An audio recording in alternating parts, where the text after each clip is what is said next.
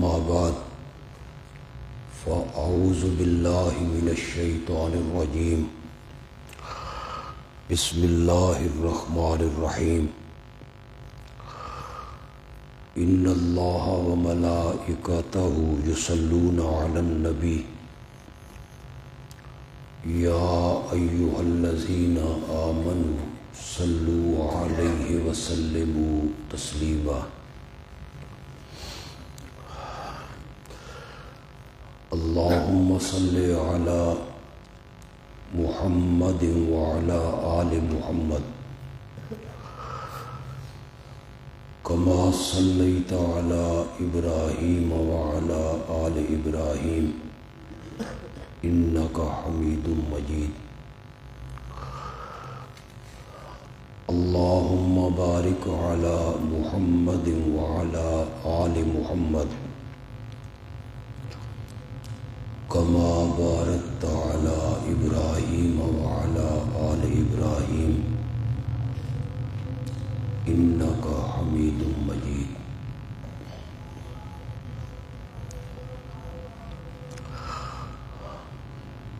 چند دنوں کے لیے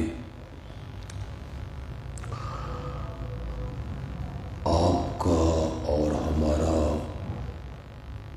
ساتھ یہاں رہے گا انشاءاللہ۔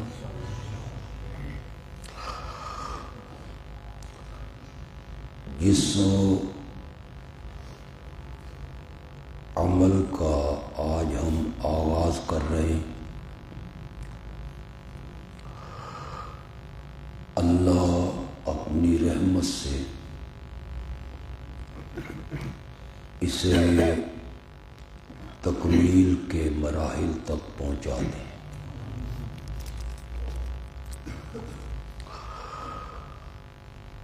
میں اور آپ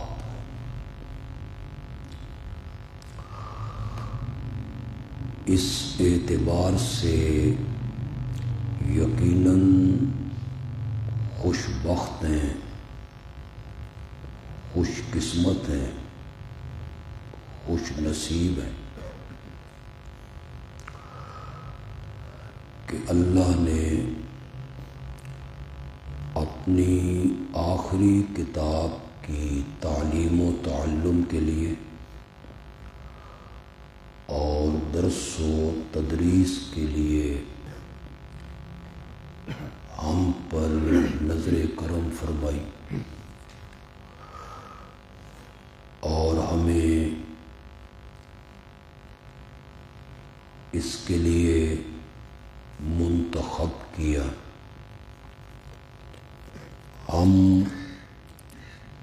اللہ کا اس پر جتنا بھی شکر کریں وہ کم ہوگا۔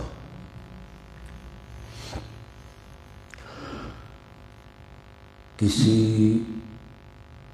علم کو حاصل کرنے کے لیے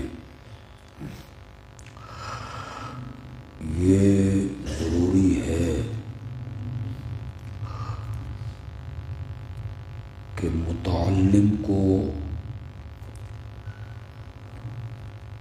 یہ معلوم ہونا چاہیے کہ یہ علم میں کیوں حاصل کر رہا ہوں۔ تو یہ جو قرآن مقدس کا ترجمہ اور تفسیر کا علم ہے،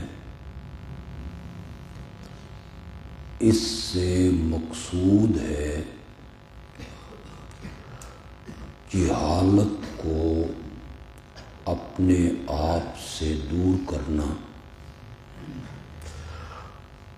اور پھر کوشش کرنا کہ جتنے بھی جاہل لوگ ہیں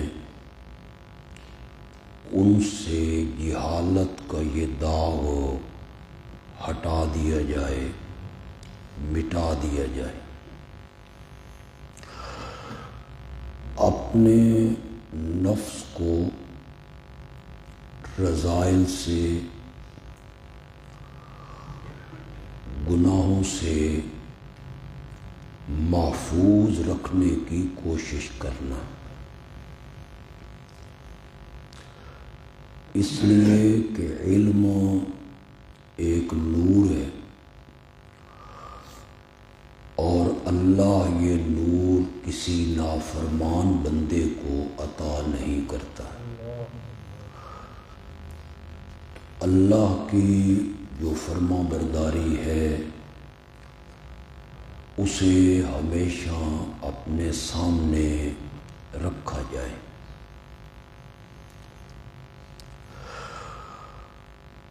اس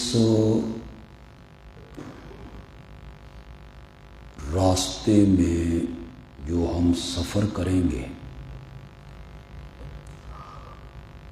اللہ کرے ہمیں منزل نصیب ہو۔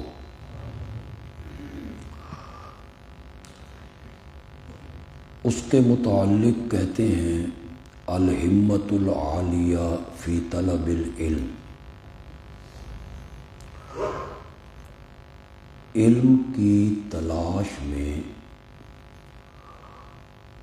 پوری ہمت اور کوشش اور طاقت کو لگا دینا۔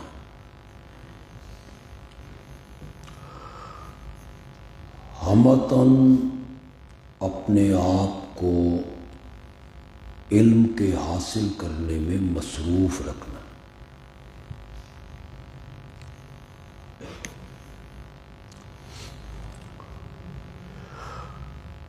دورہ تفسیر کا وقت تو ویسے بھی کم ہوتا ہے، چند دن ہوتے ہیں، اور سفر بڑا طویل ہے۔ پورے قرآن کا ترجمہ، تفسیر، تشریحات، اسے بیان ہونا ہے، آپ نے سننا ہے۔ اس میں تو الہمت العالیہ یہ مبالغے کی حد تک ہونی چاہیے۔ آپ اپنا وقت صرف وقت کا لفظ غلط نکل گیا، آپ اپنا قیمتی وقت سیر سپاٹوں میں، آرام طلبی میں، موبائل پہ کھیلنے میں، گپ شپ کرنے میں ضائع نہ کریں۔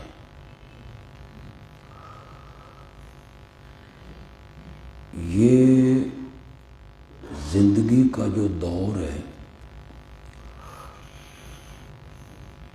جو اکثر آپ میں سے طالب علم گزار رہے ہیں،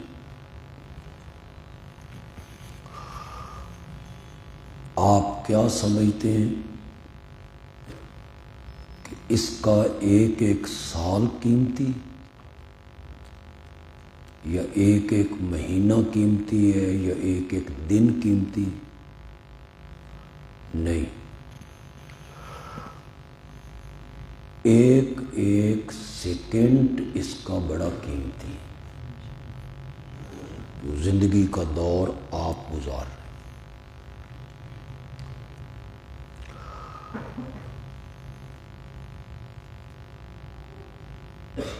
یہ کتنا قیمتی ہے؟ یہ جب آپ عملی زندگی میں قدم رکھیں گے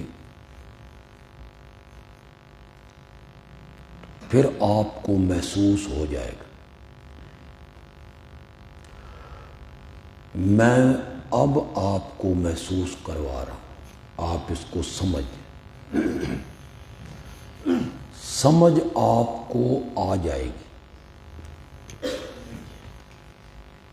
لیکن اس وقت آئے گی جب کھیت چڑیاں چگ چکی ہوں اور پلوں کے نیچے سے بہت سا پانی بہہ چکا ہو، پھر صرف کف افسوس ہے جو آپ نے ملتے رہنا۔ اس وقت سمجھ آ گئی تو کوئی فائدہ نہیں ہو، اب سمجھی۔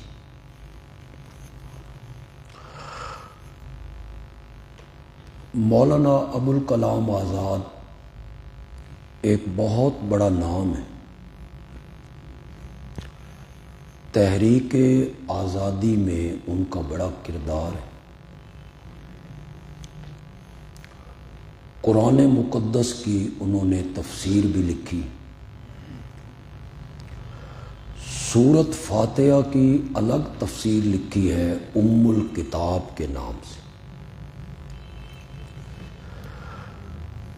ان کا ایک مقولہ ہے،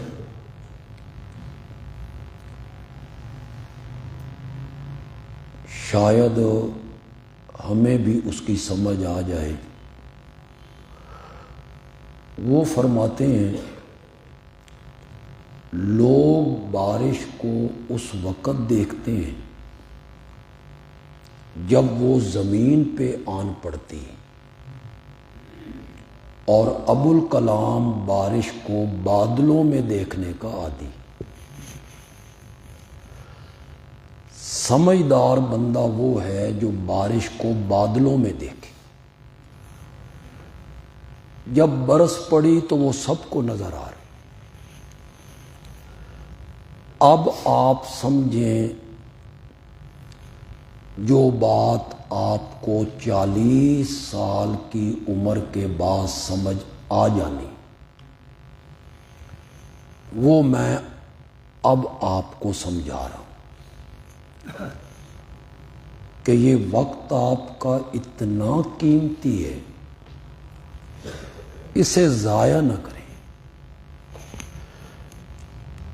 سونے کا بڑا ٹائم پڑا ہے آپ کے پاس، جب آپ فارغ ہو جائیں گے تو ایک عالم سے زیادہ آرام دہ زندگی کس کی ہو سکتی؟ دوستوں کے ساتھ ملاقاتیں، گپ شپ، سیر سپاٹے، بڑی مدت پڑی، یہ وقت نہیں۔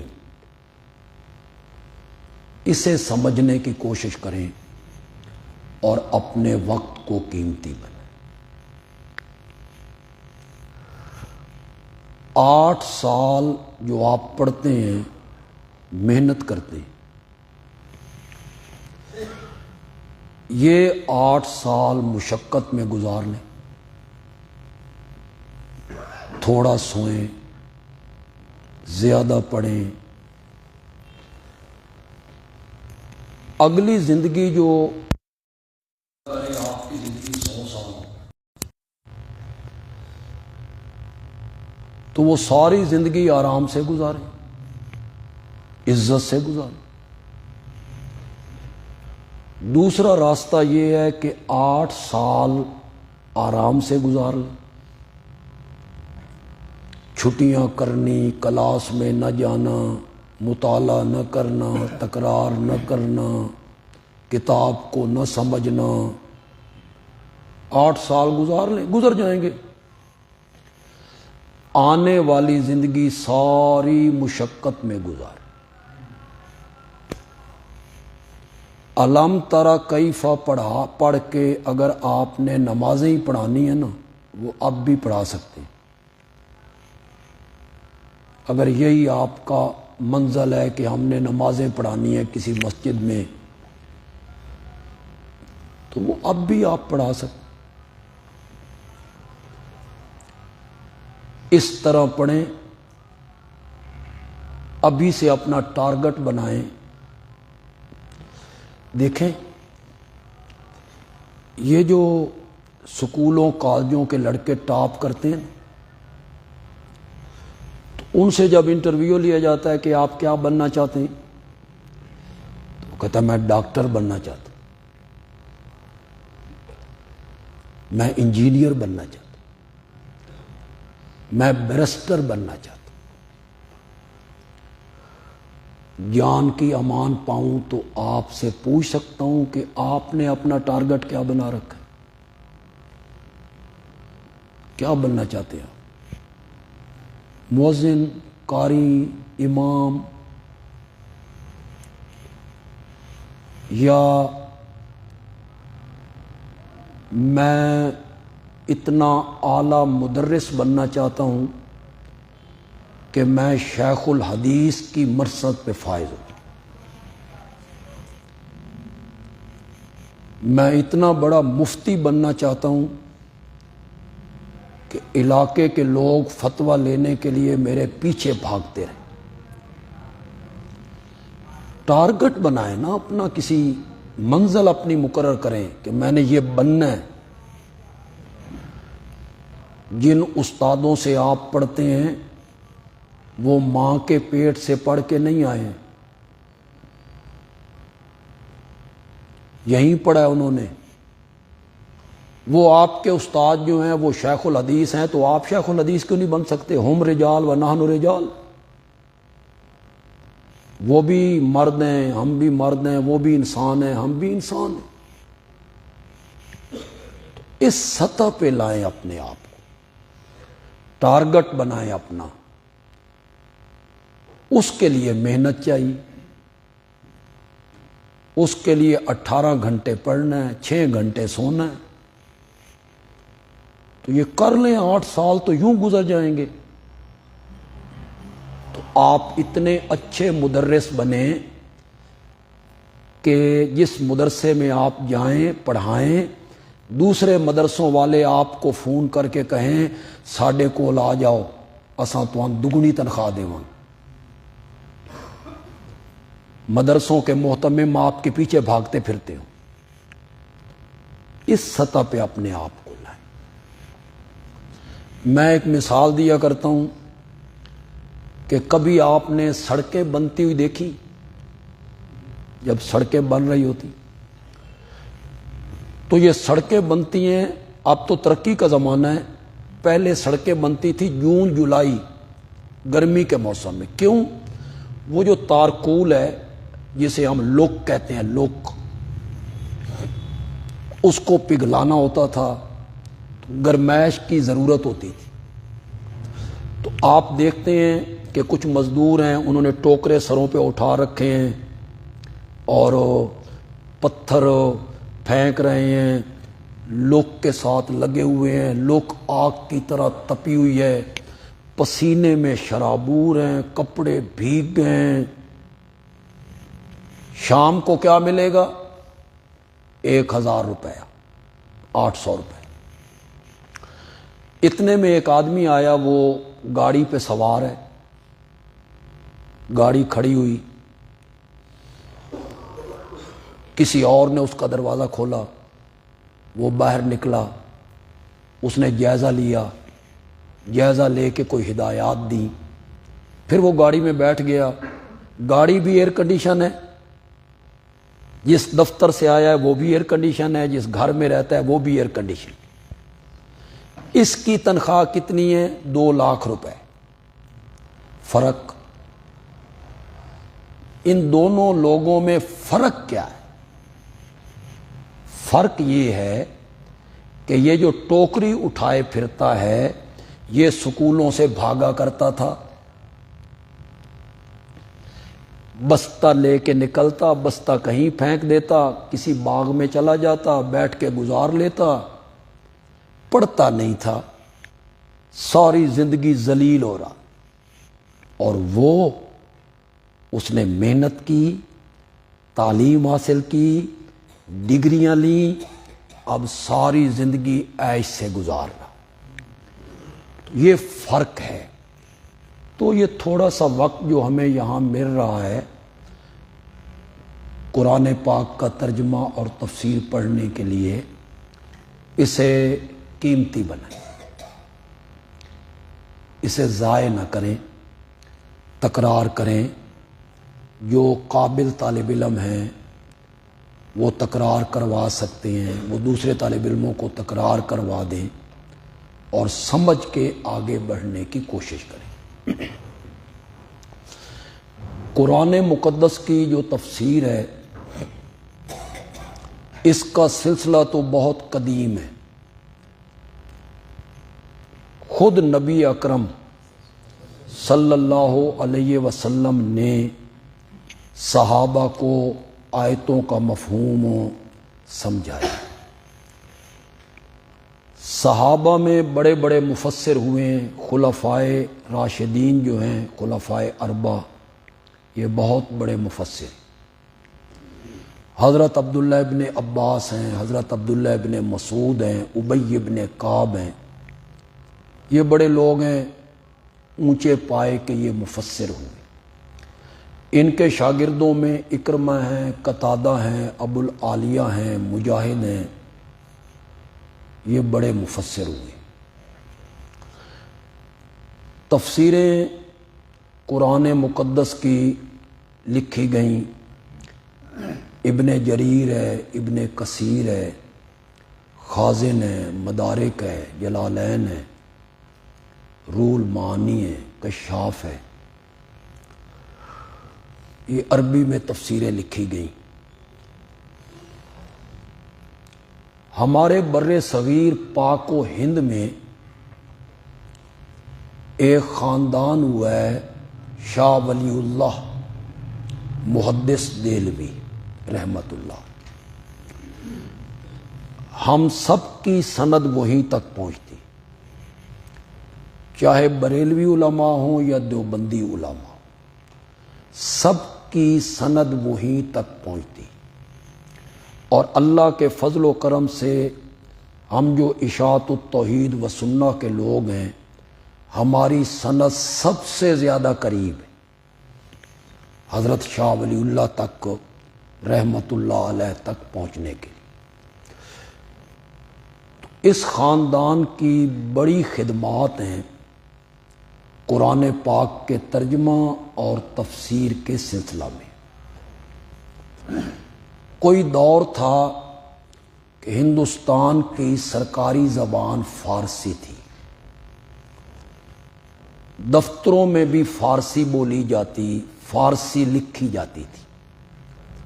حضرت شاہ ولی اللہ محدث دہلوی رحمۃ اللہ علیہ نے قرآن مقدس کا فارسی میں ترجمہ فرمایا۔ ایک بڑی ہلکی سی تفسیر انہوں نے لکھی، بالکل مختصر، اس کا نام ہے فتح الرحمان۔ تو یہ پہلی کوشش ہے بر صغیر پاک و ہند میں قرآن پاک کے ترجمہ اور تفسیر کی۔ اللہ نے حضرت شاہ ولی اللہ کو 4 بیٹوں سے نوازا۔ ان کے ایک بیٹے حضرت شاہ عبد القادر محدث دہلوی رحمت اللہ علیہ نے اردو میں قرآن کا ترجمہ کیا۔ اس وقت ہندوستان میں اردو بولی جا رہی ہے، لوگ اردو سمجھ رہے ہیں، تو انہوں نے اردو میں ترجمہ کیا قرآن پاک کا، اور ایک تفسیر لکھی انہوں نے۔ وہ فتح الرحمان سے تو کچھ تفصیل سے ہے، لیکن کوئی اتنی مفصل نہیں ہے۔ اس کا نام انہوں نے رکھا موضح القرآن۔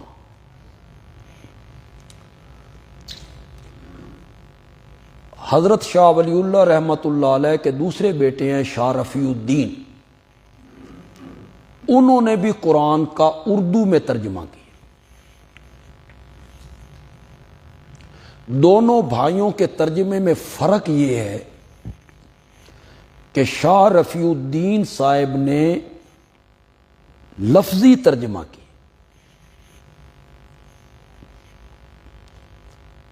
اور حضرت شاہ عبد القادر نے با محاورہ ترجمہ کی۔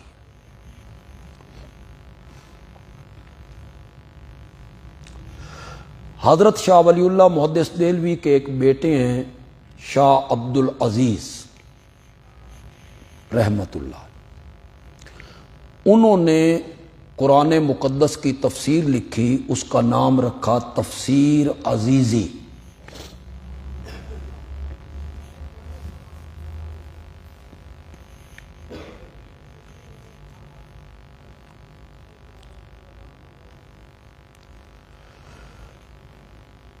یہ تفسیر اس وقت پریس تو ہوتے نہیں تھے کہ چھپ کے عام ہو جاتی. اس کا کچھ حصہ جو ہے وہ ضائع ہو گیا. صرف پہلی جلد اور آخری جلد. آخری جلد میں 2 پارے اور پہلی جلد صرف دوسرے پارے کے اس آیت تک ہے وَأَن تَصُومُوا خَيْرٌ لَكُمْ. یہ حصہ بچ گیا. باقی کسی جنگ کے موقع پہ وہ تفسیر جو ہے اس کا حصہ ختم ہو. یہ بہت اعلیٰ درجے کی تفسیر تھی. اگر موجود ہوتی تو کسی اور تفسیر کو دیکھنے کی حاجت نہ رہتی.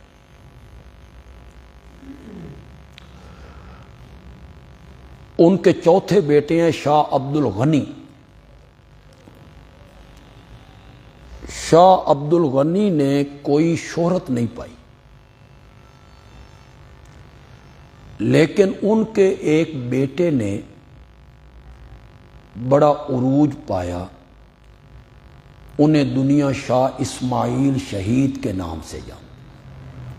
یہ شاہ عبد الغنی کے بیٹے. ان کی قبر بالا کوٹ میں. یہ سکھوں سے لڑتے ہوئے دلی سے یہاں پہنچے تھے. یہیں شہید ہوئے اور یہیں ان کی قبر ہے. اللہ کی توحید کی اللہ نے ان سے بڑی خدمت لی. شرک کے خلاف انہوں نے بڑا جہاد کیا. تقویت الایمان ان کی شورۂ آفاق تصنیف.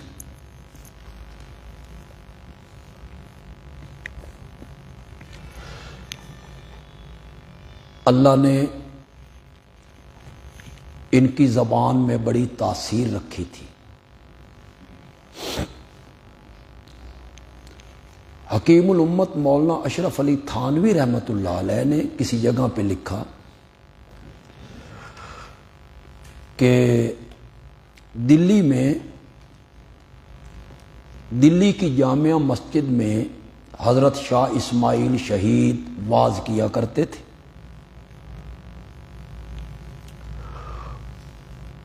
تو جو مشرکین اور مبتدعین تھے انہیں ان کے واز سے بڑی تکلیف ہوتی. کوشش یہ تھی کہ کسی طریقے سے یہ واز ختم کیا جائے. تو حضرت شاہ اسماعیل شہید رحمۃ اللہ علیہ نے کسی تقریر میں غیر اللہ کی نیاز کی حرمت پہ بیان کی کہ غیر اللہ کے نام پہ دی جانے والی نظر و نیاز حرام ہے. دلی میں بی بی فاطمہ کی سانک دی جاتی تھی. جیسے ہمارے ہاں حضرت جعفر کے نام کے کنڈے،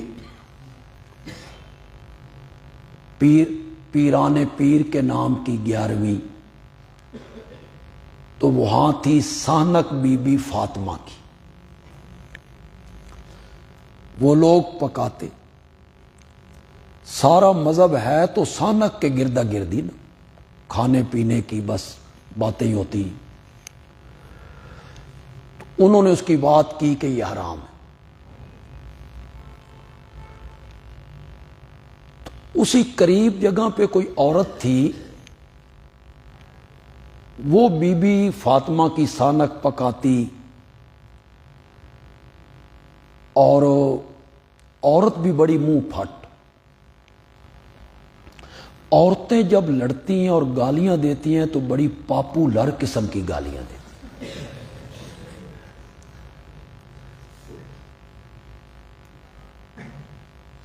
اس قسم کی وہ عورت، اسے لوگوں نے جا کے بھڑکایا کہ وہ شاہ صاحب کہہ رہے ہیں کہ بی بی فاطمہ کی سانک حرام. وہ غصے میں لال پیلی ہو کے آ رہی ہے، شاہ صاحب سیڑھیاں اتر رہے ہیں، وہ غصے میں بفری ہوئی سیڑھیاں چڑھ رہی ہے، تو کہتی ہے تو نے کہا ہے کہ بی بی فاطمہ کی سانہ کرام ہے؟ بس شاہ جی نے ایک جملہ کہا، شاہ جی نے فرمایا میں نہیں کہتا، بی بی کا بابا کہتا ہے، میں نہیں کہتا، بی بی کا بابا کہتا ہے۔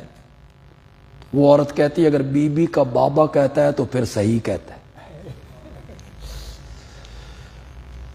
تو قرآن پاک کی تفسیری خدمات جو ہیں یہ شاہ ولی اللہ کے خاندان نے شروع کی بر صغیر پاک و ہند میں۔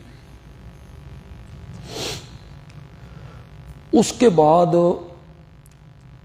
علماء دیوبند کا تفسیری خدمات میں ایک بڑا نام ہے، حضرت شیخ الہند مولانا محمود حسن دیوبندی رحمت اللہ علیہ۔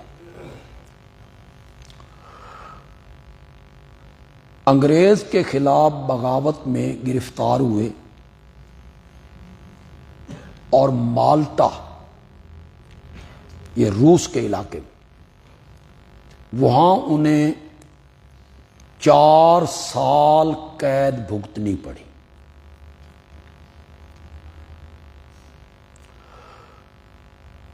شیخ العرب والعجم مولانا حسین احمد مدنی رحمت اللہ علیہ بھی ان کے ساتھ تھے۔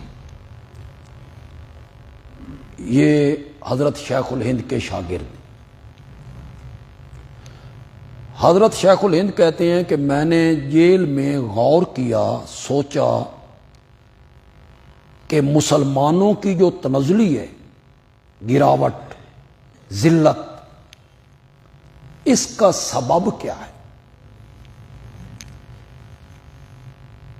کہ مسلمان دن بدن ذلیل ہو رہے ہیں، پیچھے جا رہے ہیں۔ تو فرماتے ہیں 2 سبب میرے ذہن میں آئے۔ ایک سبب میرے ذہن میں آیا آپس کے اختلاف، باہمی اختلاف جو ہیں انہوں نے مسلمانوں کو کیا کر دیا ہے؟ کمزور کر دیا۔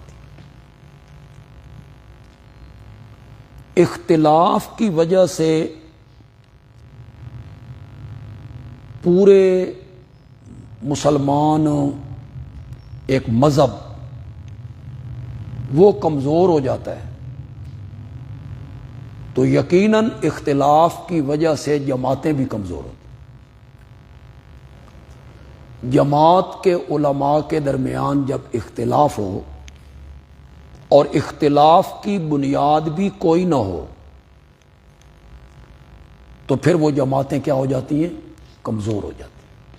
پھر ان کی ساری قوتیں، طاقتیں، ہمتیں، توانائیاں ایک دوسرے پر خرچ ہوتی رہتی ہیں مخالفت، اور وہ دیکھتے رہتے ہیں بھئی اس نظم کی میٹنگ ہوئی ہے تو کتنے بندے ہیں، اور اس نظم کی میٹنگ ہوئی ہے تو کتنے بندے ہیں، بس ان کی ساری تگ و دو اس میں صرف ہو جاتی۔ وہاں بندے زیادہ تھے یا یہاں بندے زیادہ تھے، وہ کمزوری پیدا ہوتی ہے جب آپس میں اختلاف ہو جائے۔ تو ایک وجہ تنزلی کی مجھے یہ سمجھ آئی، یہ حضرت شیخ الہند کہتے ہیں، اور دوسری وجہ مسلمانوں کی ذلت کی جو مجھے سمجھ آئی وہ قرآن سے دوری ہے، کہ مسلمان قرآن سے کیا ہو گئے؟ دور ہو گئے۔ انہیں قرآن کی سمجھ نہیں ہے، یہ سمجھنا بھی نہیں چاہتے ہیں۔ تو حضرت شیخ الہند نے قرآن کا ترجمہ لکھا اور پھر انہوں نے اس کی تفسیر لکھی، سورت نساء تک مکمل کی تفسیر، ترجمہ پورا کیا۔ ان کا انتقال ہو گیا تو پھر اس تفسیر کو مکمل کیا شیخ الاسلام مولانا شبیر احمد عثمانی رحمت اللہ علیہ، جو آج بازاروں میں آپ کو مارکیٹ میں وہ تفسیر مل جاتی ہے تفسیر عثمانی کے نام پر، اسے اپنے مطالعے میں ضرور رکھیں، اب نہیں، فارغ ہونے کے بعد۔ اب صرف کافی اور شرح جامی پڑھیں تے منطق تو اللہ تہاڈی جان چھڑائے، اب صرف یہ پڑھیں جو آپ کی کتابیں ہیں۔ تو عملی زندگی میں قدم رکھیں گے تو آپ تفسیر عثمانی کو اپنے زیر مطالعہ رکھیں، بہت خوبصورت تفسیر۔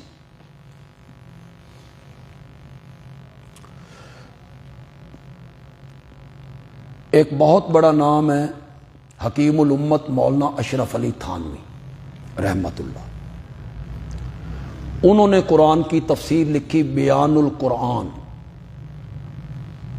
ترجمہ بھی کیا انہوں نے، ترجمہ بھی تفسیر بھی۔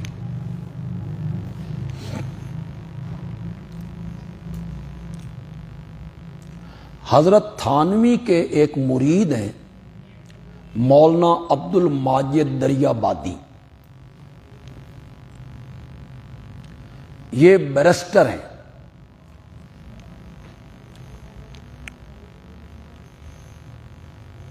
زندگی کے ایک موڑ پر یہ دہریہ ہو گئے تھے،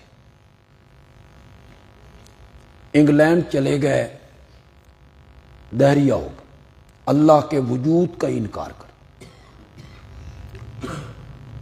پھر اللہ نے ان پر خاص کرم کیا اور انگلینڈ سے اٹھا کے اللہ نے انہیں تھانہ بھون حضرت تھانوی کی خدمت میں پہنچا دیا۔ وہاں انہیں اسلام کی سمجھ آئی، حضرت تھانوی کے مرید بنے، اور پھر انہوں نے قرآن کا ترجمہ بھی کیا، تفسیر بھی لکھی، اس کا نام ہے تفسیر ماجدی۔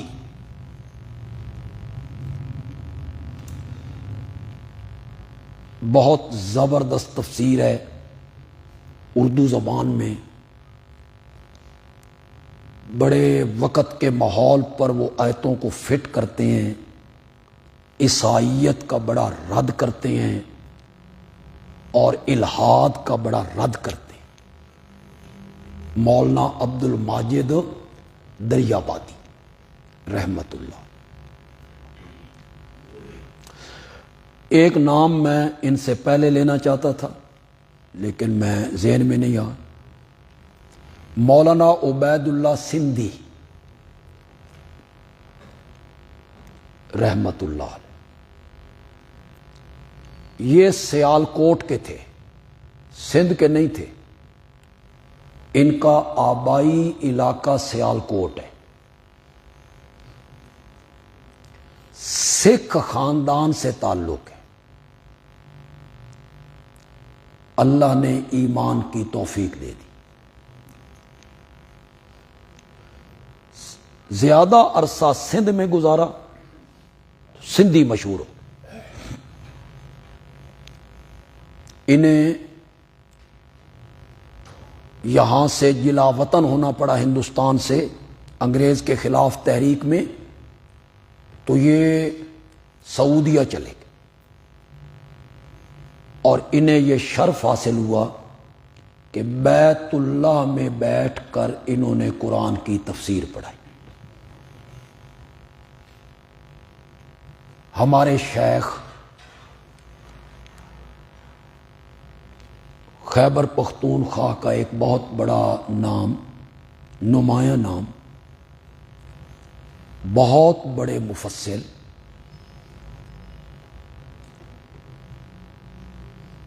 اور بہت بڑے فاضل،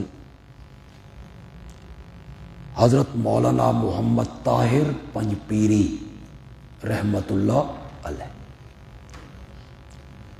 انہوں نے حضرت سندھی سے قرآن کی تفسیر پڑھی تھی بیت اللہ میں، تو حضرت پنجپیری رحمت اللہ علیہ پر دونوں رنگ غالب تھے، مولانا حسین علی رحمت اللہ علیہ کا رنگ بھی اور حضرت سندھی کا رنگ بھی۔ میں نے حضرت سندھی کی کوئی کتابیں نہیں پڑھی، ان کی کوئی ایسی تفسیر بھی نہیں ہے، کوئی چند صورتوں کی تفسیر مل جاتی ہے، لیکن مجھے یہ پتہ ہے کہ ان کا نقطہ نظر کیا تھا تفسیر میں، وہ میں آپ کے سامنے ذکر کرتا ہوں۔ تو حضرت پنجپیری رحمۃ اللہ علیہ میں یہ دونوں رنگ غالب تھے، حضرت الوانی رحمۃ اللہ علیہ کا بھی اور حضرت سندھی رحمۃ اللہ علیہ۔ یہ مولانا حسین علی جو ہمارے شیخ ہیں اور جن کی طرز پہ ہم نے یہاں تفسیر پڑھنی پڑھانی ہے، ان کو الوانی کا لقب حضرت نیلوی صاحب نے دی۔ یہ الوانی کیا ہے؟ کوئی سمجھ آیا آپ کو؟ الوانی کس سے ہے؟ وہاں سے حضرت کا جو پنڈ ہے اس کا نام کیا ہے؟ وہاں بھچراں۔ تو وہاں سے ان کو کیا لقب ملا؟ الوانی۔ تو ان کی طرز اور حضرت سندھی کی طرز بالکل جدا ہے۔ تو حضرت پنجپیری رحمۃ اللہ علیہ دونوں کے شاگرد۔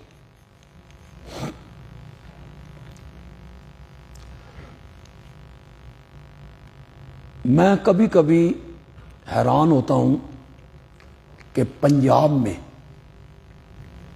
حضرت الوانی کے 20 شاگرد ہوئے۔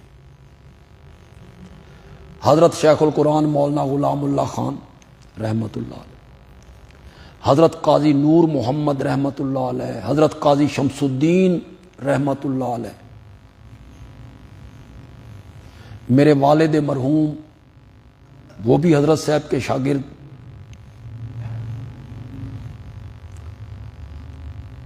مولانا عبداللہ درخواستی یہ بھی حضرت صاحب کے شاگرد، مولانا عبداللہ بہلوی یہ بھی حضرت الوانی کے شاگرد۔ یہ سارے حضرت الوانی کے شاگرد ہیں، پنجاب میں 20 شاگرد۔ لیکن جو کام خیبر پختونخوا میں اکیلے مولانا محمد طاہر نے کیا نا، وہ پنجاب میں یہ سارے حضرات مل کر بھی نہ کر سکے۔ انقلاب پیدا کر دیا اس بندے نے خیبر پختونخوا کے علاقے میں۔ محنت ان کی بھی بڑی ہے، شاید کچھ مزاج ایسے ہوں خیبر پختونخوا کے جو لوگ ہیں ان میں انابت ہو، اور ہمارے پنجاب کے جو لوگ ہیں یہ جس دی پنجابی چاہتے ہیں جس دی پوچھلتے پیر رکھو اوہ چودھری ہمارے پنجاب میں۔ تو شاید یہ بھی کوئی فرق ہو طبائع کا۔ لیکن حضرت پنجپیر یہاں بھی محنت کم نہیں ہے۔ حضرت شیخ القرآن مولانا غلام اللہ خان کی جو محنت ہے نا، اللہ اکبر، آپ تصور بھی نہیں کر سکتے۔ لیکن انہوں نے عوام میں کام بڑا کیا، جلسے، تقریریں، درس، اور حضرت پنجپیری نے صرف درس قرآن، تفسیر قرآن، علماء میں، طلباء میں بہت کام کیا۔ کہتے ہیں کہ بس میں سوار ہو جاتے اور آپ تو بسوں میں سفر کرتے رہتے ہیں، ہمیں تو مدت ہوئی، تو پہلے جب ہم سفر کرتے تھے بسوں میں تو وہ کبھی وہی منجن بیچنے والا اور کبھی پھکی بیچنے والا وہ آ جاتا، ڈرائیور والی سائڈ پہ چل کے سواریوں کی طرف منہ کر کے وہ اس منجن کی تعریف کرتا، پھکی کی تعریف کرتا، پھر اسے بیچ دیتا تھا۔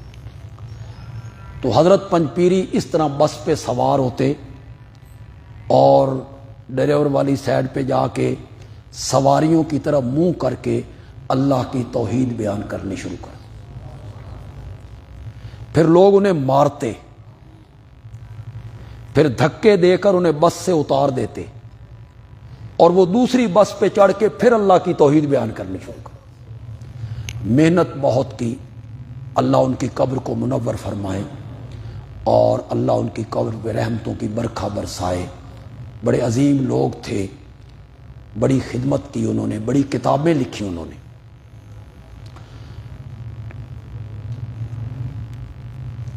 حضرت سندھی کے ایک شاگرد لاہور میں ہوئے، مولانا احمد علی لاہوری رحمت اللہ، انہوں نے بھی قرآن کا ترجمہ اور تفسیر کی۔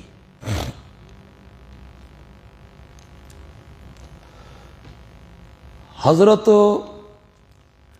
لاہوری اور حضرت الوانی ان کا زمانہ ایک ہے، ایک وقت میں ان دونوں نے کام کیا، انہوں نے لاہور میں، انہوں نے وہاں بھجرا۔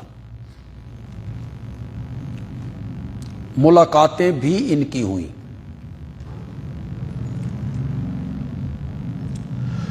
حضرت لاہوری رحمت اللہ علیہ لاہور میں ہر سال بہت بڑی کانفرنس کرواتے تھے،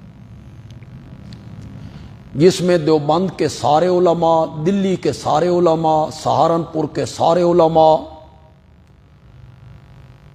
ہم تو نام بھی لیں نا ان علماء کا تو ہمیں سرور آ جاتا ہے۔ مولانا انور شاہ کشمیری، مولانا حسین احمد مدنی، مولانا مفتی کفایت اللہ، مولانا اعزاز علی، مولانا شبیر احمد عثمانی، اللہ ان کی قبروں کو منور فرمائے، یہ سارے وہاں جمع ہوتے تھے۔ اور حضرت لاہوری حضرت الوانی کو بھی بلایا کرتے، یہ بھی جاتے تھے۔ تو حضرت لاہوری فرماتے، جب مجمع آ جاتا، لوگ آ جاتے، تقریریں ہونے لگتی، تو حضرت لاہوری کہتے تھے، لاہور والوں، میں سارے علماء کو بلاتا ہوں تمہارے لیے، اور مولانا حسین علی کو بلاتا ہوں علماء کے لیے،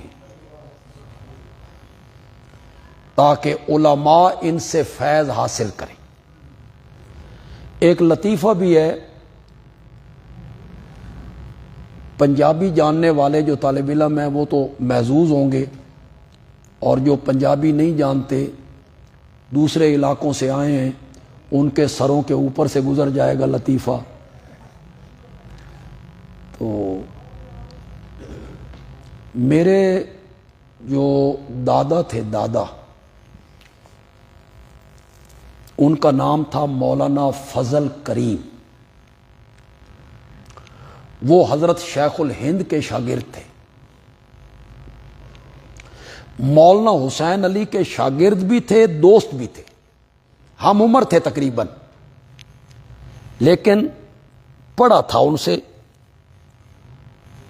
تو میرے دادا جو تھے ان کی طبیعت میں تھوڑا سا مزاح تھا، مزاح، اور حضرت صاحب سے بھی مزاح کرتے تھے۔ تو لاہور گئے نا حضرت صاحب، تو دادا جی ساتھ تھے۔ حضرت لاہوری نے کہا، جی آج آپ جو نشست ہے نا، اس کے آپ صدر ہیں، مولانا حسین علی اس نشست کے کیا ہوں گے؟ صدر ہوں۔ تو حضرت صاحب نے فرمایا، میں صدر نہ بندا، میں تو واز کرے سا، میں نے صدر نہیں بننا، میں تقریر کروں گا۔ حضرت لاہوری نے کہا کریں۔ تو حضرت صاحب نے سورت نمل کا خلاصہ بیان کی۔ سورت نمل کے دو دعوے۔ سورت نمل کا پہلا دعویٰ یہ ہے کہ مختار کل اللہ کے سوا کوئی نہیں، اور سورت نمل کا دوسرا دعویٰ یہ ہے کہ عالم الغیب بھی اللہ کے سوا کوئی۔ ان دونوں دعووں کو ثابت کرنے کے لیے اللہ نے 4 نبیوں کے قصے بیان کیے۔ حضرت موسیٰ کا اور حضرت سلیمان کا قصہ بیان کیا، یہ ثابت کرنے کے لیے کہ قُل لَا يَعْلَمُ مَنْ فِي السَّمَاوَاتِ وَالْأَرْضِ الْغَيْبَ إِلَّا اللَّهُ۔ تو حضرت صاحب نے یہ دونوں دعوے پیش کیے، حضرت سلیمان کا واقعہ بیان کیا، تقریر پنجابی میں ہو رہی۔ حضرت صاحب پنجابی میں کہتے ہیں سلیمان متا حدود نو بلقیس دھیر تے بلقیس متے ایلچی سلیمان دھیر۔ تقریر ہو گئی، حضرت صاحب واپس آئے تو حضرت صاحب نے کہا مولوی فضل کریم ہو کوئی تقریر ٹھیک ہوئی ہے؟ دادا نے کہا جی اور تو مجھے پتہ نہیں، لاہوری بڑے خوش، لاہوری کہتے ہیں بے میاں علی دا مولوی آیا متے نو حلال کر گیا۔ تو حضرت صاحب کہتے ہیں میں تو متے کا مسئلہ بیان ہی نہیں کیا، متا یہ شیعوں والا متا میں نے تو نام بھی نہیں لیا۔ تو دادا جی کہتے ہیں آپ جب کہتے تھے نا بھئی سلیمان متا حدود نو، لاہوریاں نو کی پتہ بے متا کی ہوتا ہے؟ متا بمعنی بھیجنا، متا بمعنی بھیجنا، دھیر طرف۔ تو یہ دونوں ایک وقت میں ہوئے۔ حضرت لاہوری رحمت اللہ علیہ سے کسی نے پوچھا کہ وہ جو میاں والی کے مولانا حسین علی ہیں انہیں لوگوں نے وہابی مشہور کر دیا ہے، آپ کا ان کے بارے میں کیا خیال؟ حضرت لاہوری کا یہ جملہ سنیے اور اسے دل کی تختی پہ لکھیے کہ کاغذوں پر اکثر اوقات عبارتیں محو ہو جاتی ہیں۔ حضرت لاہوری نے فرمایا ارے بھائی مولانا حسین علی کا کیا پوچھتے ہو، وہ تو قرآن کی زبروں اور زیروں سے بھی رب کی توحید ثابت کر دیتا ہے۔ آپ جب پڑھیں گے حضرت صاحب کا طرز تو آپ کو محسوس ہوگا ایسی ایسی آیتوں سے حضرت صاحب نے رب کی توحید ثابت کی ہے نا کہ بندہ دنگ رہ جاتا ہے۔ الحمدللہ سے ثابت کی، اعبدوا ربکم الذی خلقکم والذین من قبلکم سے ثابت کر دی۔ تو حضرت صاحب میں نے حضرت شیخ القرآن سے مولانا غلام اللہ خان رحمۃ اللہ علیہ سے قرآن کی تفسیر پڑھی ہے 2 مرتبہ۔ میں حدیث پڑھنے کے لیے گجرانوالہ گیا تھا، شمس المحدثین حضرت مولانا قاضی شمس الدین رحمۃ اللہ، یہ حضرت کشمیری کے بھی شاگرد تھے اور حضرت الوانی کے بھی شاگرد تھے۔ انہوں نے حدیث یہاں بھی پڑھی تھی وہاں بچرا میں، پھر دیوبند جا کے انہوں نے حدیث پڑھی۔ یہ نام بالکل نیا ہے ہماری جماعت میں بھی شخصیت پرستی جو ہے نا یہ داخل ہو گئی، بہت زیادہ داخل ہو رہی۔ ہمارے علماء نے اپنے اکابرین کا تعارف ہی نہیں کروائے، ہمارے خطیبوں نے نہیں کروائے، ہمارے مدرسین نے نہیں کروائے۔ حضرت شیخ القرآن مولانا غلام اللہ خان رحمۃ اللہ علیہ، پیر طریقت حضرت سید عنایت اللہ شاہ بخاری رحمۃ اللہ علیہ، ان کو تو بچہ بچہ جانتا ہے، کیوں؟ ان کا تذکرہ ہوتا ہے اجلاسوں میں، کانفرنسوں میں، اجتماعات میں۔ باقیوں کو ہماری نئی فوج جانتے ہی نہیں، اس لیے کہ ان کا تذکرہ کون نہیں کرتا اجلاسوں میں، اجتماعات میں، کانفرنسوں میں، حالانکہ وہ بڑے لوگ ہیں۔ یہ میرا خیال ہے آپ کو مولانا نے بتایا ہوگا، یقیناً جب اصطلاحات آپ کو پڑھا رہے ہوں گے تو انہوں نے ذکر کیا ہوگا، یہ تفسیر جواہر القرآن کس عالم نے مرتب کی تھی؟ کتنے طالب علم ان کو جانتے ہیں؟ کتنے ہمارے کارکن اس بندے کو جانتے ہیں؟ یہ احسان اس بندے کا کہ انہوں نے حضرت صاحب کی طرز پر ایک تفسیر مرتب کر کے تمہارے ہاتھ میں دی ہے، ہم تو ان کا احسان اتار بھی نہیں سکتے، اتنا بڑا نام ہے وہ۔ اور حضرت لکھنوی کے وہ شاگرد ہیں، لیکن کتنے لوگ ان کو جانتے ہیں جی؟ مولانا سجاد بخاری رحمۃ اللہ علیہ کو حافظ آباد سے ان کا تعلق تھا، ان کے بیٹے اس جمعے پہ بھی میرے پاس آئے تھے، ان کی پوتیاں ہماری شاگرد ہیں، انہوں نے آن لائن ہم سے قرآن پاک کی تفسیر پڑھی ہے۔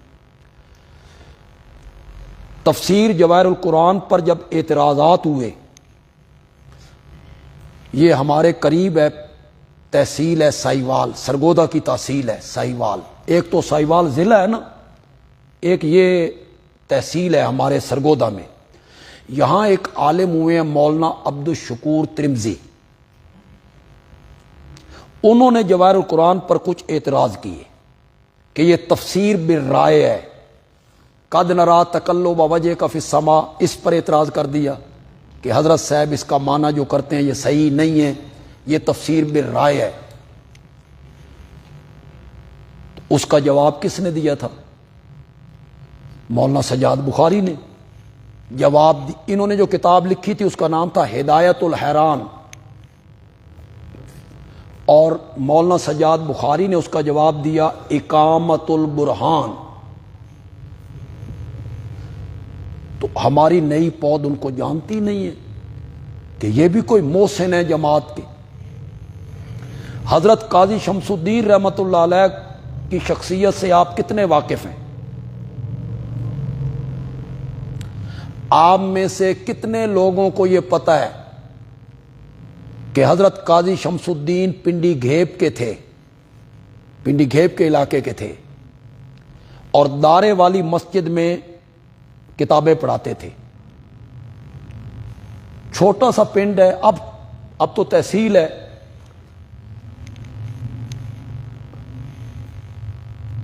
دارالعلوم دیوبند کے محتمم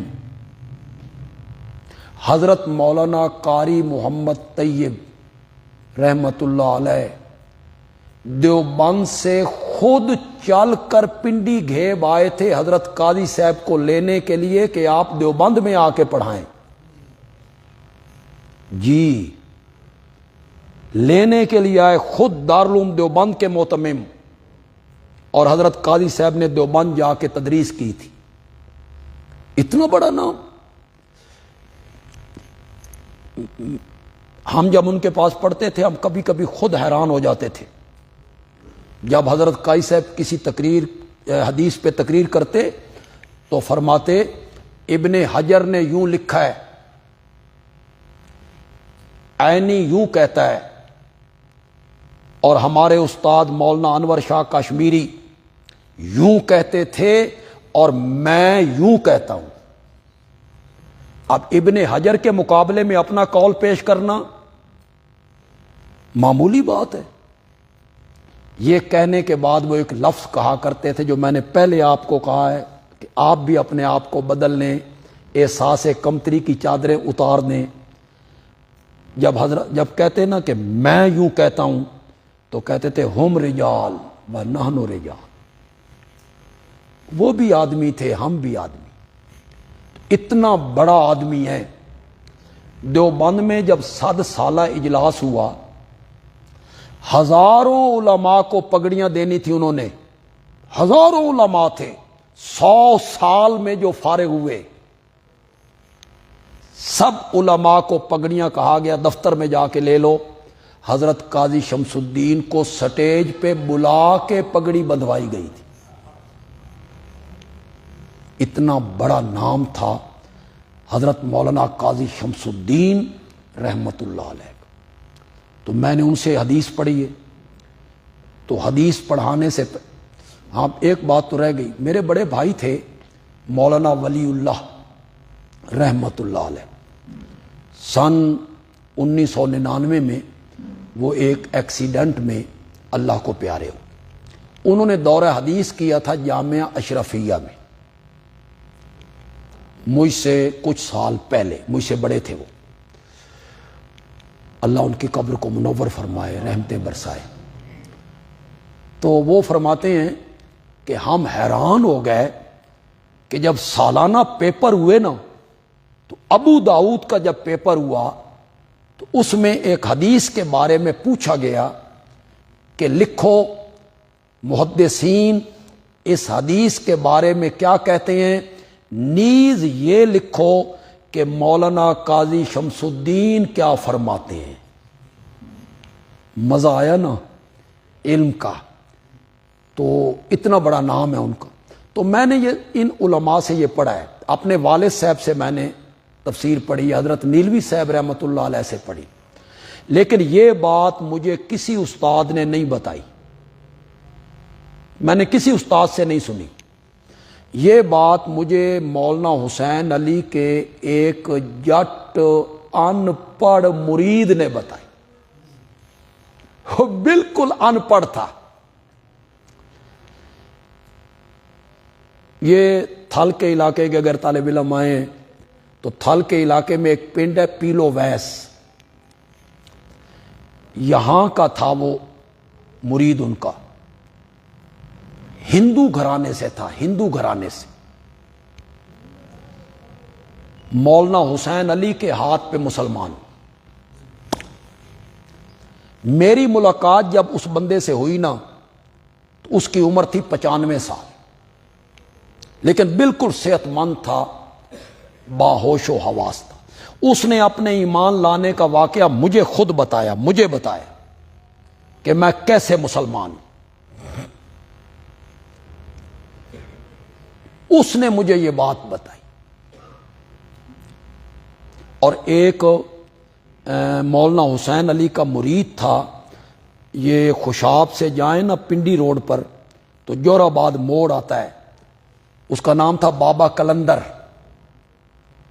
اسے بھی میں نے اسی عمر میں دیکھا ہے، وہ بھی مولانا حسین علی کے پاس بیٹھتا تھا، مرید تھا۔ اس نے مجھے یہ بتایا کہ مولانا حسین علی نے رحمت اللہ علیہ نے مجھے بتایا کہ یہ جو انا للہ و انا الیہ راجعون ہے، یہ صرف مرنے پر پڑھنا ہے؟ بندہ مر جائے تو پڑھتے ہیں؟ نہیں، قرآن تو کہتا ہے وَلَنَبْلُوَنَّكُمْ بِشَيْءٍ مِّنَ الْخَوْفِ وَالْجُوعِ وَنَقْصٍ مِّنَ الْأَمْوَالِ وَالْأَنفُسِ وَالثَّمَرَاتِ الَّذِينَ إِذَا أَصَابَتْهُمْ مصیبہ۔ ہر مصیبت پہ پڑھنا ہے۔ فصلیں تباہ ہو گئیں، کوئی مال لٹ گیا، گھر لٹ گیا، دکان لٹ گئی،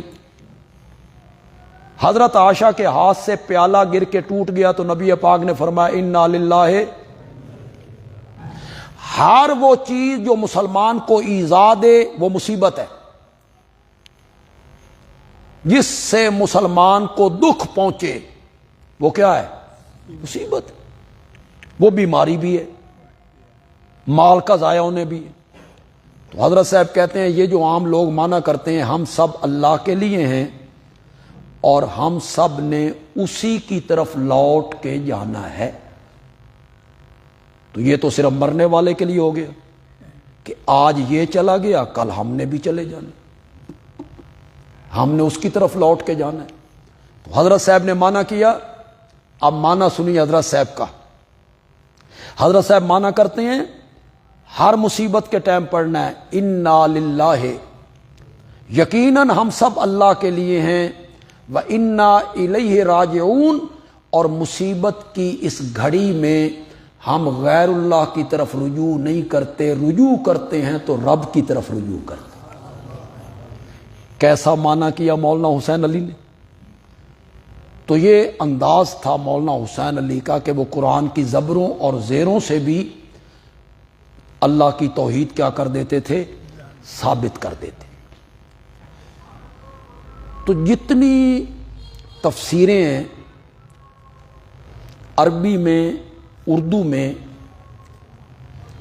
ان میں جو عام علماء کے زیر مطالعہ رہتی ہیں، تفسیر حقانی ہے مولانا عبدالحق حقانی کی، ان میں تفسیر معارف القرآن ہے حضرت مفتی صاحب کی، تفسیر معارف القرآن ہے حضرت کاندلوی کی، اس میں تفسیر مائیدی ہے مولانا عبد الماجد دریابادی کی، اس میں بیان القرآن ہے حضرت تھانوی کا، اس میں مولانا ابوالکلام آزاد کا ترجمان القرآن ہے، یہ لوگوں کے زیر مطالعہ تفسیر عثمانی ہے، حضرت عثمانی کی۔ یہ جتنی تفسیریں ہیں، اگر آپ کے پاس علم ہو نا، یا کچھ علم کے ساتھ شدھ بدھ ہو نا، تو آپ ان تفسیروں کو پڑھ کے ان تفسیروں کو سمجھ سکتے ہیں۔ یہ ضروری نہیں ہے کہ آپ کو کسی عالم کے پاس بیٹھ کے پڑھنا پڑے تب آپ کو جا کے سمجھ آئے، ایسا نہیں، آپ اس کو سمجھ سکتے ہیں۔ اس آیت کا یہ مفہوم اس مفسر نے بیان کی، لیکن جو تفسیر ہے حضرت الوانی کی طرف پہ لکھی گئی، اس میں تفسیر بے نظیر ہے، بلغت الحیران ہے، جواہر القرآن ہے۔ یہ آپ اگر خود سمجھنا چاہیں تو جتنا بڑا عالم بھی ہو اس کی سمجھ میں نہیں آئے جب تک وہ سبقاً اسے نہیں پڑھے گا یا اس کی اصطلاحات نہیں سمجھے گا۔ اصطلاحات آپ پڑھ رہے ہیں نا، کچھ پڑھ لی ہوں گی آپ نے۔ جب تک آپ اصطلاحات نہیں سمجھ سکیں گے تو آپ کو یہ تفسیریں سمجھ نہیں آئیں۔ اصطلاحات ذہن میں رکھیں۔ حضرت صاحب نے بڑا آسان کیا ہے، خدا گواہ بڑا آسان کیا۔ اصطلاحات کا اگر پتہ ہونا تو حضرت صاحب کی طرز کو سمجھنا مشکل ہی کوئی۔ اصطلاحات ذہن میں رکھیں، ان کا مفہوم ذہن میں رکھیں۔ اس لیے ہم اس دورہ تفسیر میں کوئی بحثیں نہیں کریں گے، فقہی مسائل میں بیان نہیں کروں گا، صرفی نحوی قوانین ترکیبیں اس کی طرف ہم نہیں جائیں گے، تاریخی واقعات اسے ہم بیان نہیں کریں گے۔ کیوں نہیں کریں گے؟ یہ ساری چیزیں آپ کو تفسیروں میں مل جائیں۔ مولانا نے آپ کو بتا دیا ہوگا فلاں تفسیر جو ہے وہ ترکیب کرتا ہے۔ ایک تفسیر میں بھی آپ کو بتا دیتا ہوں اگر انہوں نے نہیں بتائی، تفسیر حقانی، اردو میں مولانا عبدالحق حقانی نے لکھی۔ وہ پہلے ان آیتوں کی ترکیب کرتے ہیں، اس کے بعد مفہوم بیان کرتے ہیں۔ بہت بڑا نام ہے تفسیر حقانی، عام طور پہ مل جاتی۔ آپ نے کوئی ترکیب کرنی ہے، آپ تفسیر حقانی اٹھائیں، ترکیب دیکھ لیں۔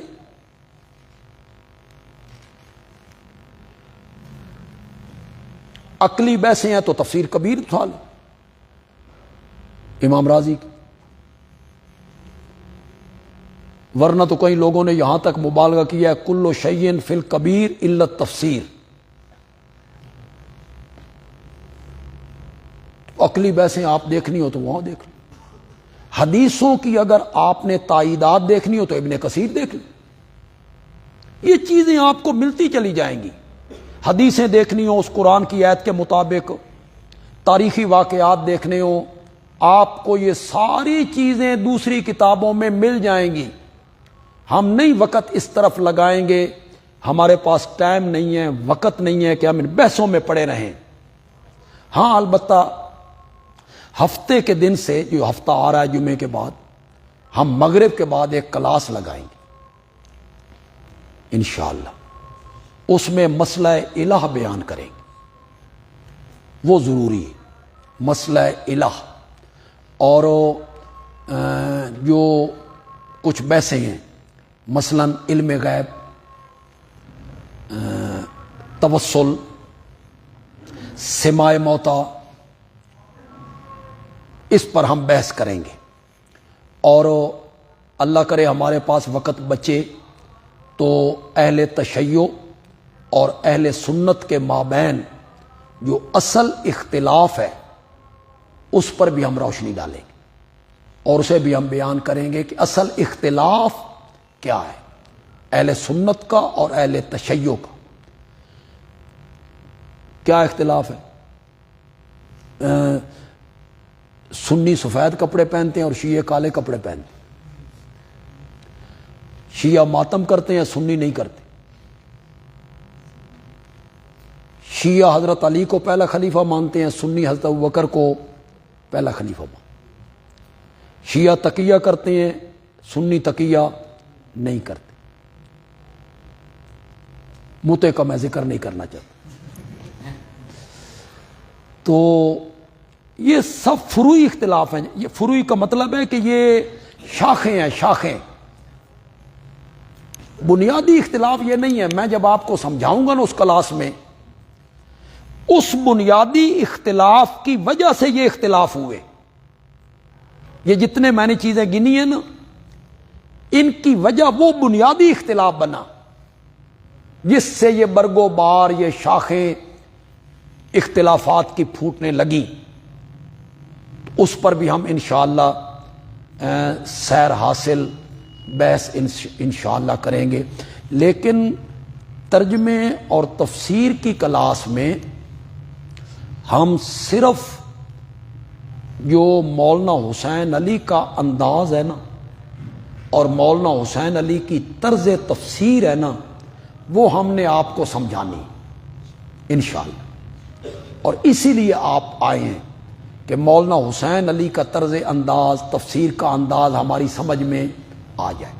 اور انشاءاللہ مجھے یقین ہے کہ اگر اصطلاحات آپ نے رٹ لیں اور اصطلاحات میں جو مولانا نے آیتیں آپ کو بتا دی ہیں کہ اصطلاح دکھائی پھر آیت آپ کو دکھا دی. مثلا دلیل عقلی محض، دلیل عقلی محض، الذی خلقکم والذین من قبل. دلیل عقلی علی سبیل الاعتراف من الخصم. قل من یرزقکم من السماء والارض ام من یملک السمع والابصار. اس طرح شکوہ، اس طرح تسلی، بشارت، تخویف. دلیل نقلی کی کتنی قسمیں ہیں، وہ ساری قسمیں. یہ ساری چیزیں اگر آپ کے ذہن میں ہیں، وہ آیتیں آپ کے سامنے ہیں، تو انشاءاللہ 15-20 دنوں کے بعد میں جب آپ سے پوچھوں گا پڑھاتے ہوئے کہ اس آیت میں کیا بیان ہو رہا ہے، کیا چیز ہے، آپ خود بولیں گے کہ یہ تخویف ہے، یہ بشارت ہے، یہ شکوہ ہے، یہ تسلی ہے، یہ دلیل نقلی ہے، یہ سوال مقدر کا جواب. انشاءاللہ آپ کو مولانا حسین علی کی تفسیر عام فہم انداز میں آپ کو سمجھا دیں گے. مولانا نے آپ کے سامنے ذکر کیا ہوگا کہ مولانا حسین علی رحمۃ اللہ علیہ نظم قرآن کے قائل ہیں. وہ کہتے ہیں قرآن ایک منظم کتاب ہے. جس طرح زنجیر کی کڑیاں ایک دوسرے سے جڑی ہوئی نہیں ہوتی، اسی طرح تمام سورتوں کی آیتیں ایک دوسرے سے کیا ہیں؟ جڑی ہوئی، مربوط ہیں. ہر آیت کا پچھلی آیت سے تعلق ہے. مولانا حسین علی اس کے قائل ہے، نظم قرآن کے. اس پر ایک تفسیر بھی ہے، نظم الدرر، غالباً 30 جلدوں میں، جس میں نظم قرآن پر گفتگو کی گئی. کچھ اور علماء نے بھی کی ہے، ہم نے انہیں پڑھا ہے لیکن نہیں کر سکے. کئی لوگوں نے تو نظم قرآن کا انکار کر دی. وہ کہتے ہیں یہ نصیحتوں کی کتاب ہے، نصیحتیں ہو رہی ہیں، واعظ ہو رہا ہے. کبھی حضرت نوح کا ذکر، کبھی حضرت ہود کا ذکر، کبھی حضرت ابراہیم کا ذکر، کبھی جنت کا، کبھی جہنم کا، کبھی دنیا کا، کبھی آخرت کا، کبھی توحید کا، کبھی رسالت کا. بس یہ نصیحتیں ہیں. مولانا حسین علی کہا کرتے تھے اے اللہ دا کلام ہے، اے میاں بندی دا کلام نہیں. یہ اللہ کا کلام ہے. بھئی ایک بات کراچی کی کرے، دوسری پشاور کی آ کے کرے، نہ کوئی ربط ہو، نہ کوئی تعلق ہو. ایک چیز بیان کرتے کرتے جنت کو بیان کرتے کرتے جہنم، اور جہنم کو بیان کرتے کرتے جنت. میاں بندی خوشاب کے علاقے میں تھا، پہاڑوں پہ پھرتا رہتا تھا، حضرت صاحب اسے ملنے آئے تھے، مجذوب آدمی تھا، مجذوب تھا، ملنے آئے تھے، تو وہ بے ربط گفتگو کرتا، حضرت شیخ القرآن اس کی بے ربط گفتگو کی ایک مثال دیا کرتے تھے، پنڈی والے شیخ، وہ پہاڑوں پہ پھرتا پھرتا کہتا بکریاں پہاڑاں چردیاں پھردیاں تے لیاقت علی خان مر گیا۔ اب لیاقت علی خان کے مرنے کا بکریوں کے چرنے سے کیا تعلق ہے؟ تو حضرت صاحب کہتے تھے رب دا کلام ہے، میاں بندی دا کلام نہیں کہ کبھی کوئی کرتا ہے کبھی کوئی کرتا ہے۔ حضرت صاحب نظم قرآن کے قائل ہیں، جنہوں نے نظم قرآن کا انکار کیا نا، کئی آیتوں پہ آ کے ان کے دماغ چکرائے ہیں، انہوں نے سمجھ نہیں آئی کیسے جوڑیں اس نظم کو، ان آیتوں کو کیسے آپس میں جوڑیں، انہیں سمجھ ہی نہیں آئی۔ پتہ نہیں مولانا نے آپ کو دکھایا یا نہیں دکھایا، میں ایک جگہ آپ کو دکھاتا ہوں۔ یہ سورت نکلی، سورت بنی اسرائیل آئی ہے، کوئی لائٹ ہے موبائل کی؟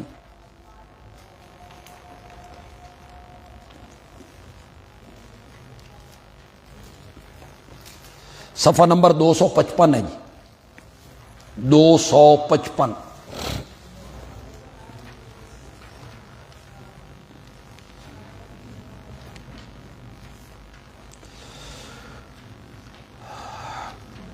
سورت کا نام سورت بنی اسرائیل ہے جی۔ شروع کہاں سے ہو رہی ہے جی؟ سبحان الذی اسرا بعبدہ لیلا من المسجد الحرام الی المسجد الاقصی الذی بارکنا حولہ لنریہ من آیاتنا انہ هو السمیع البصیر۔ ہر قسم کے شرک سے پاک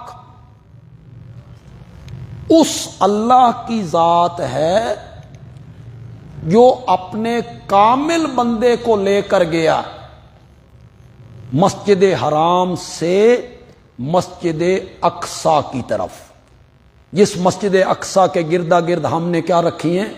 برکتیں۔ بے شک وہی ہے ہر ایک کی پکار کو سننے والا، اور وہی ہے ہر ایک کی حالت کو دیکھنے والا۔ سبحان ذکر ہوا، معراج کا واقعہ ذکر ہوا، اللہ کی صفتوں کا ذکر ہوا۔ دوسری آیت میں کہتے ہیں وَآتَيْنَا مُوسَى الْكِتَابَ، ہم نے موسیٰ کو کتاب دی تھی۔ آپ کسی بندے کے سامنے یہ اردو پڑھیں، اردو یہ پڑھیں، عربی نہ پڑھیں، اردو پڑھیں، کسی بندے کے سامنے، وہ کہے گا یہ کیا؟ سبحان، معراج۔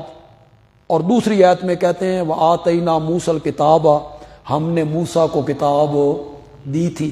اگلی آیت میں کہتے ہیں ذُرِّيَّةَ مَنْ حَمَلْنَا مَعَ نُوحٍ، حضرت موسیٰ سے کہاں پہنچ گئے؟ اے اولاد ان لوگوں کی جنہیں ہم نے نوح کے ساتھ کشتی میں سوار کیا تھا۔ نوح ہمارا شکر گزار اور موحد بندہ تھا۔ ہے کوئی ربط؟ تین آیتوں میں کوئی ربط ہے؟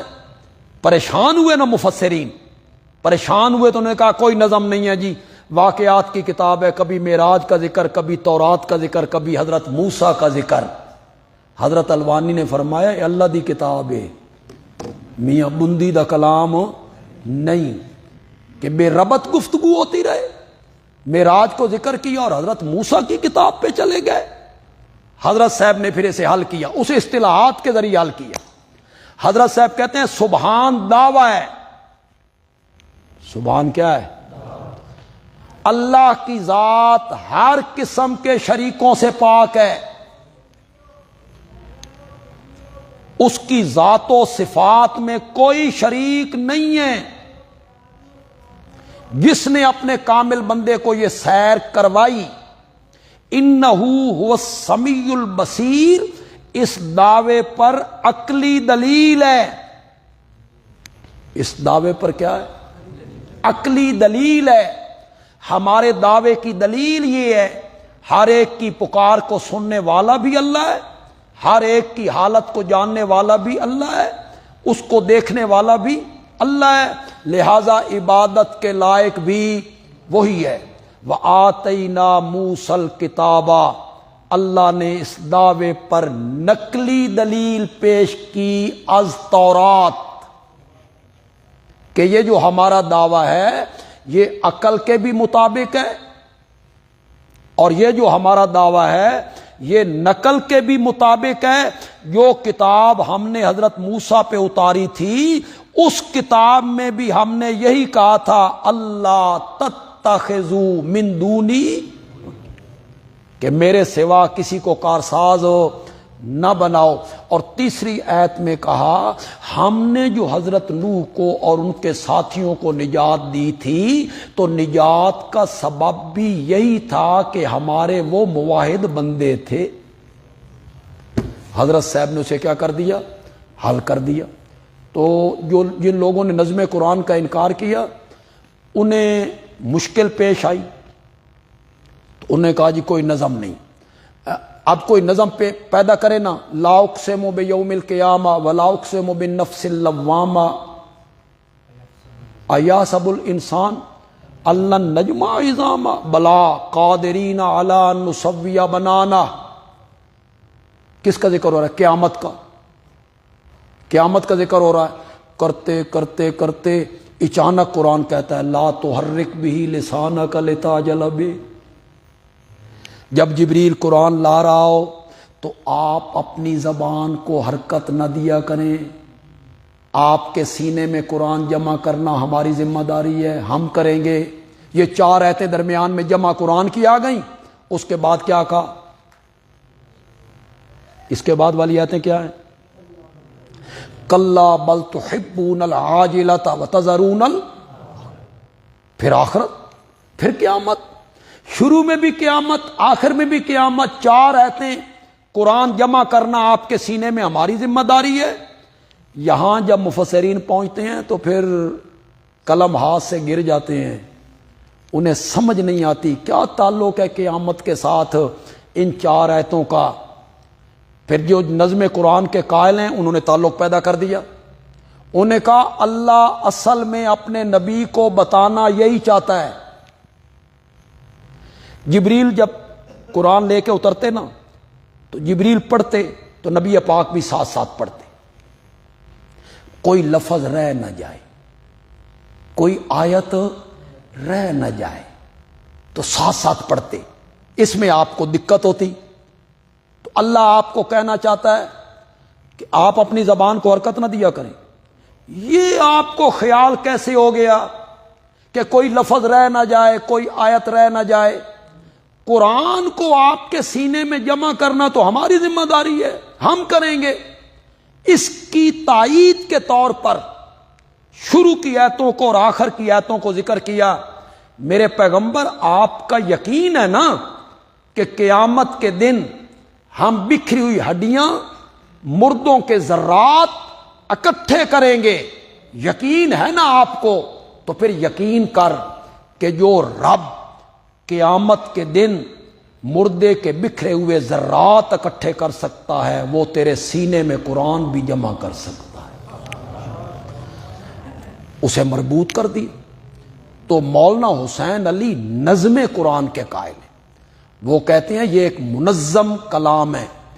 مولانا نے یقیناً ذکر کیا ہوگا آپ کے سامنے کہ اگر قرآن کی صورتوں کا دوسری صورتوں سے تعلق نہیں، آیتوں کا دوسری آیتوں سے تعلق نہیں، اگر نہیں تو پھر قرآن اسی ترتیب سے ہونا چاہیے تھا جس ترتیب سے جبریل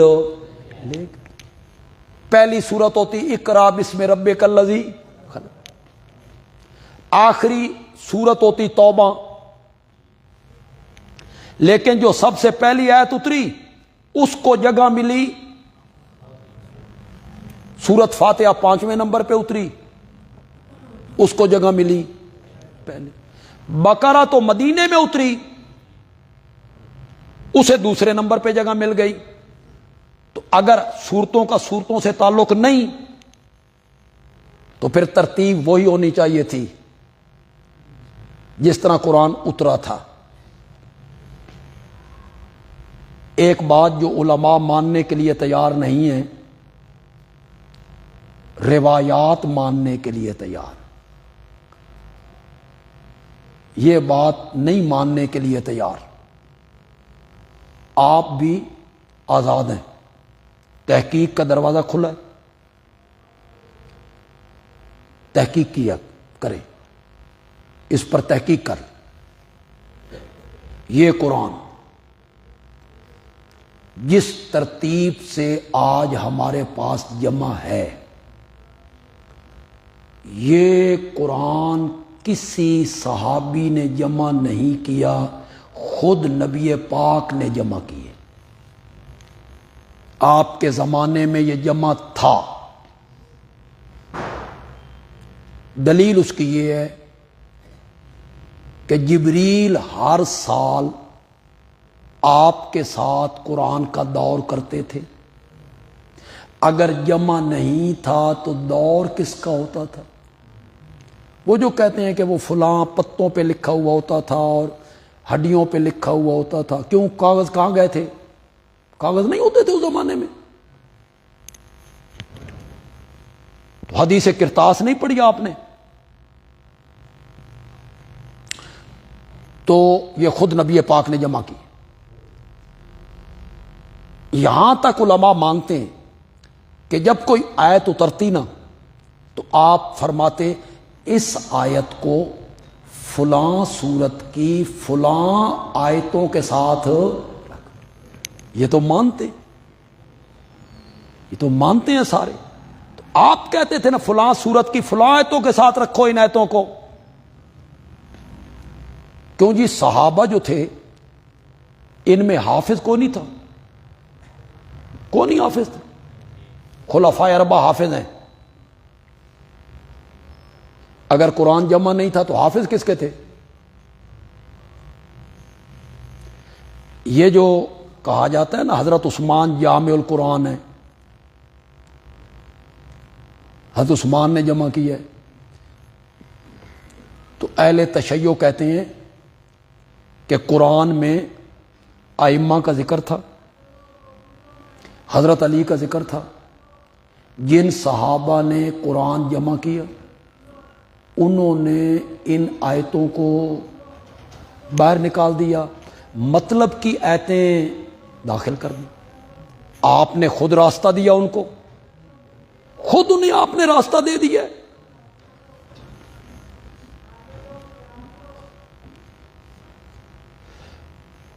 ملا علی باقر مجلسی لکھتا ہے در قرآن در آیات بسیار ذکر علی بود عثمان بیرون کرد۔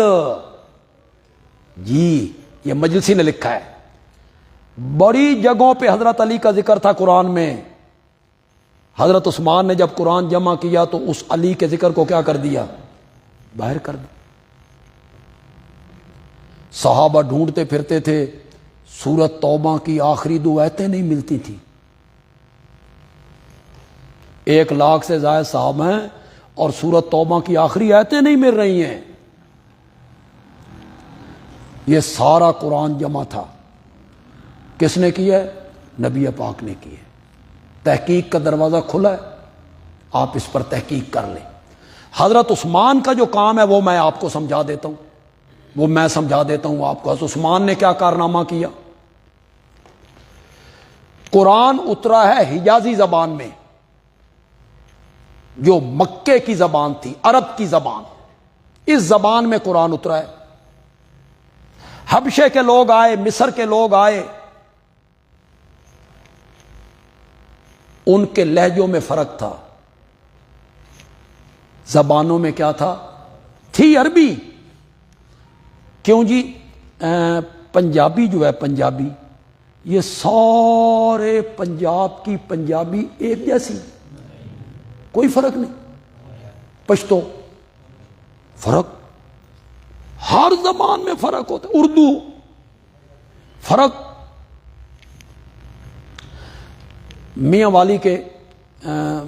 میاں والی چکڑالہ اس علاقے کے جو لوگ ہیں وہ جمعے کو کہتے ہیں زمہ، جمعے کو زمہ، جیم نہیں بول سکتے۔ جمعرات کو زمرات،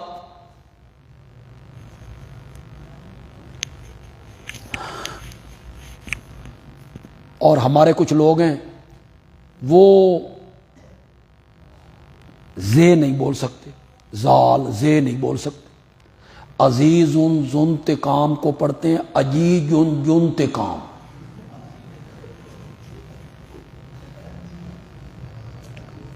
یہ لہجوں کا فرق ہوتا ہے،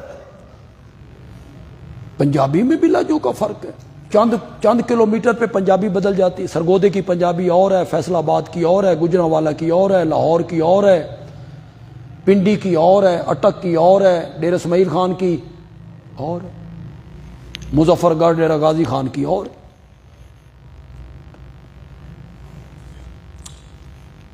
عرب میں گاف کوئی نہیں، سرگودھا کو بولیں گے سرجودھا۔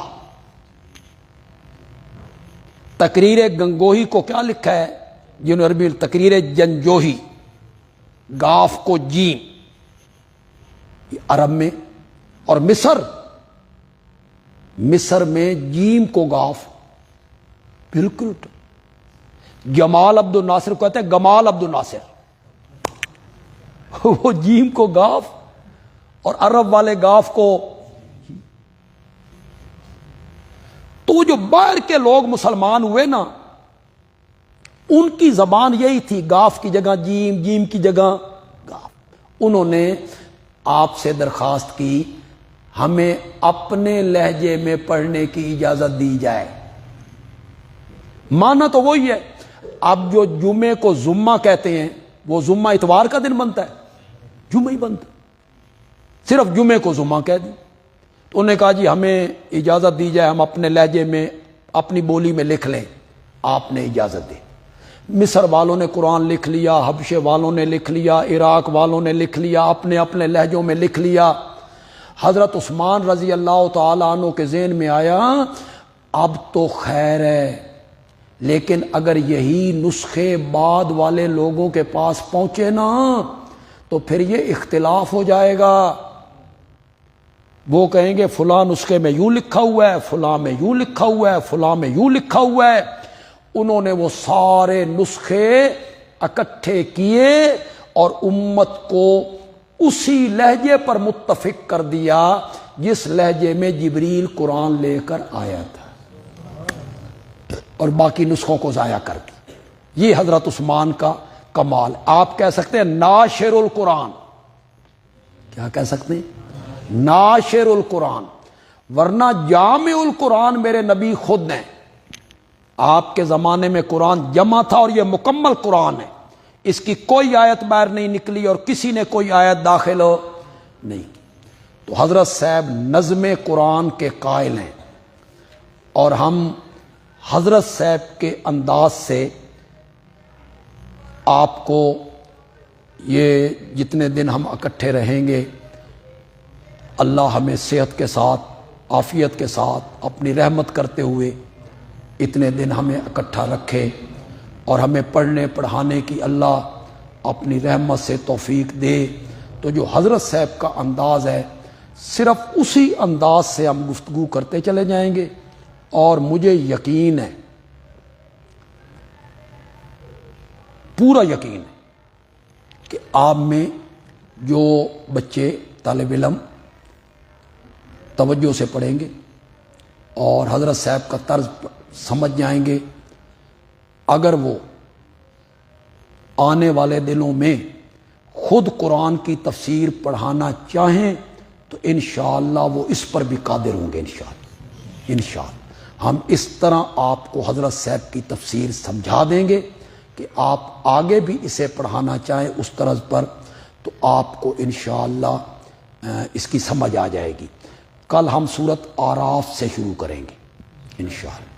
شروع سے مولانا پڑھائیں گے اور ہم سورت آراف سے انشاءاللہ کل شروع کریں گے۔ وما علینا الا البلاغ المبین۔